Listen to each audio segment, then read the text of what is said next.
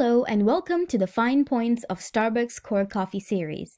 In this video, we will take a journey to the Asia-Pacific region within the coffee belt so we can explore the Komodo Dragon blend featured on the Starbucks menu.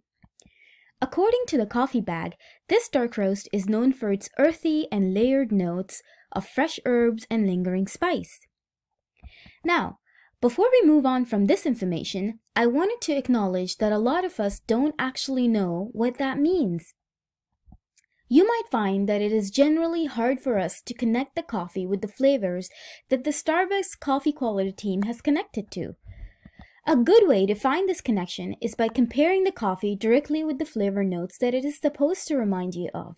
This means comparing the Komodo Dragon with something earthy like mushrooms or fresh herbs like cilantro and basil in order to find the right language to describe what you are tasting.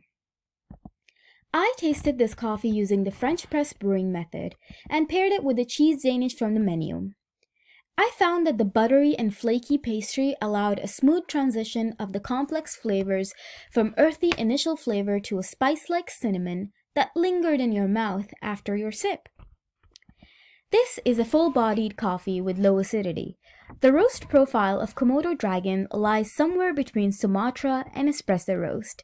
Surprisingly, you will find that there is a slight acidic taste as you let the coffee spray all over your palate.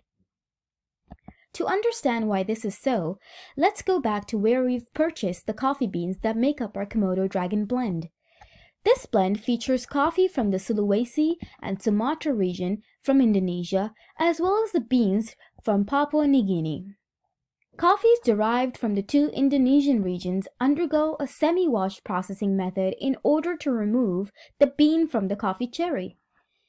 In semi-wash processing method, the coffee cherries are dried with some or all of the sap or mucilage layer still on the bean.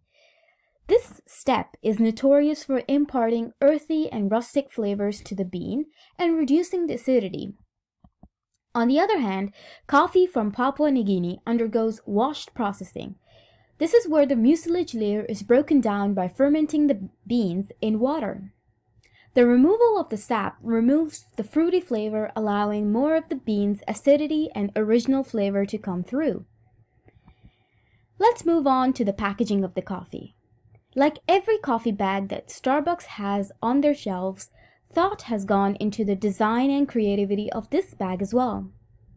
The stylized Komodo Dragon on the front of the package is the animal after which the coffee is named. It is the largest lizard of the world and is native to the region where this coffee grows. Regional patterns and lanterns are sketched all over the bag that highlight the cultural characteristics of its origin. Like its namesake, this coffee was very rare until very recently. This blend was first launched at Starbucks in 1997 and was available exclusively by mail order only. It then became so popular that it was added to the core lineup. Now, a question you might ask yourself is, why is Komodo Dragon part of our core coffee lineup? Well, apart from the fact that it is the coffee that customers enjoy, this coffee features a blend that is derived from various Asia-Pacific regions, and coffee derived from this region differs greatly from its Latin American and African counterparts. Lastly, let's talk about the coffee that the Komodo Dragon blend is most similar to. The most closest in flavor profile to our Komodo Dragon blend is our single origin Sumatra. This is generally because they have the same growing region of Asia-Pacific, and more specifically because Komodo Dragon has a blend of Sumatran beans featured in it. So, if you haven't had a chance to try this wonderful blend that celebrates Asia-Pacific coffees, I strongly recommend that you do try it. Who knows, you might find your new favorite.